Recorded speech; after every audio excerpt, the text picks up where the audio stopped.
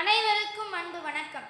கலைமகளின் கரம் தந்து கல்வியிலே தரம் தந்து நல்லாட்சிக்கான வரம் தந்த நம் முதல்வரையாவை என் சிரம் தாழ்த்தி வணங்குகின்றேன்.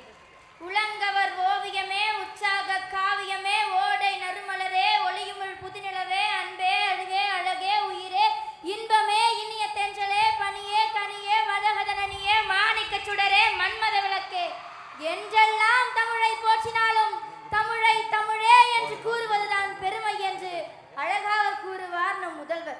கோடு வளர் காடுதனில் ஓடி விளையாடுகின்ற பீடு மிகு மாநிலமும், பாடு திசை ஜோடி குயில் தாளமுடு பாவமிகு காணமையில் புள்ளினமும், பட்டுக்கொடி கொற்றக்கொடை சுற்றி சுடர் வெற்றி திரு வெற்றும்புல, மானம் காட்க புறப்படுக மறவர் சேனை, மானம் காட்க புறப்படுக மறவர் சேனை, இன்புற்றான் என் தமிழன். இங்கு வந்த இந்திதனை எதிர்ப்பதற்கு துணிவே இன்றி செங்குத்து தூணை போல் நிற்கின்றானா அல்லது அங்கத்தில் துடிப்பின்றி கிடக்கின்றானா? ஐயோ பாவம், அவனுக்கு சங்கத்தில் பாட்டெழுதி அரங்கேற்றுங்கள் என்று இந்தியை எதிர்த்து தமிழ் மொழியை அரியணை ஏற்றியது நம் திராவிட மாடல் ஆட்சிதானே. தடியூன்றி நடக்கின்ற பெரியாரும் இல்லை, தமிழூன்றி நடக்கின்ற கலைஞரும் இல்லை, கொடியேற்றி இந்த கழகத்தை தொடங்கி வைத்த பேரறிஞர் அண்ணாவும் இல்லை.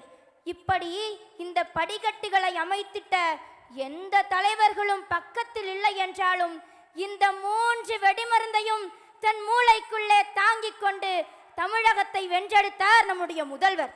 அது மட்டுமல்லாமல் அன்பு உடன்பிறப்புகளே என்ற ஒற்றை காவியத்தை வைத்தார் கலைஞர் என்றால், அப்பா என்ற ஒற்றை வார்த்தையிலே வரலாற்றை படைத்தவர் நம் முதல்வர்.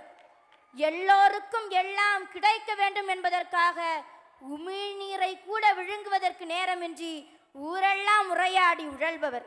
வாடிய பயிரை கண்டபோதெல்லாம் வாடினேன் என்ற வள்ளலாரின் கூற்றுக்கு நீங்க பசித்த ஒரு குழந்தையின் முகத்தை கண்ட அடுத்த கணமே அவர் கொண்டு வந்த ஒரு சட்டம், அதுவே காலை உணவு திட்டம்.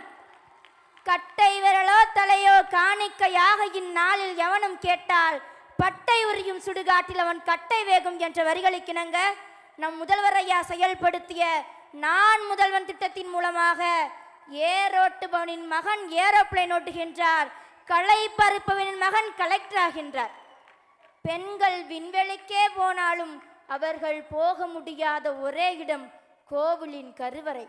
அனைவரும் அர்ச்சகராகலாம் என்ற திட்டத்தால் இனி கருசுமக்கும் பெண் கூட கோவிலின் கருவறையில், அடுப்பூதும் பெண்களுக்கு படிப்பதற்கு என்ற வாதத்தை மாற்றி பெண்களுக்கு சொத்துரிமை தந்து, வாழ்வுரிமை தந்து, கல்வியை தந்து, கல்விக்கு தொகையும் தந்து, இடஒதுக்கீடு தந்து, சம உரிமையை படைத்து, பெண்களின் தடைகளை உடைத்து, பெண்களின் வழித்தடத்தை வாழ்க்கை தடமாக மாற்றி வரும் ஒரு சகாப்த நாயகர் நம் தமிழ்நாட்டின் முதல்வர்.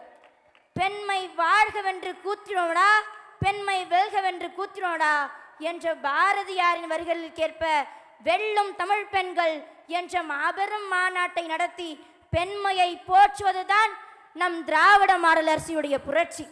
அது மட்டுமல்லாமல் நான் இன்னொரு கருத்து சொல்கிறேன்.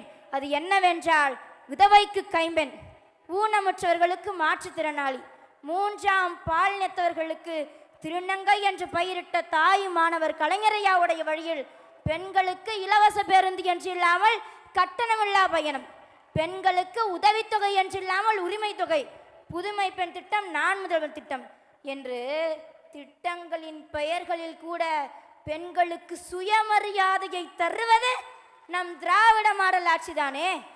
ஒரு பெண் இன்னும் இந்த தமிழ் மண்ணில் வெற்றி புன்னகையோடும் நம்மால் முடியும் என்ற நம்பிக்கையுடனும் வாழ்வதற்கு காரணம் என்ன தெரியுமா? நம் முதல்வர் இந்த நாட்டை ஆள்கிறார் மட்டுமல்ல, நம் அப்பா இந்த பெண் சமூகத்தை பாதுகாப்பாக பார்த்து கொள்கிறார் என்பதே எங்கள் நம்பிக்கை. விளையாட்டு துறையில முக்கியமா பெண்கள், கபடியில கண்ணகி நகர் கார்த்திகா, கிரிக்கெட்ல ஜெமிமா முன்வரத்துக்கு காரணமே நம்முடைய திராவிட மாடல் அரசு தானே. அது மட்டுமல்லாமல் கொள்கை இல்லாத தலைவர்கள் நல்ல ரசிகர்களை வேண்டுமானால் உருவாக்கலாம், ஒரு பொழுதும் நல்ல தலைவர்களை உருவாக்க முடியாது. திராவிடத்திற்கு என்றும் இல்லை வறட்சி, என்றும் இருப்பது வளர்ச்சி, எழுச்சி. அதற்கு சாட்சி நம் முதல்வருடைய ஆட்சி. நாடு போற்றும் அந்த 5 ஆண்டு தொடரட்டும் பல்லாண்டு.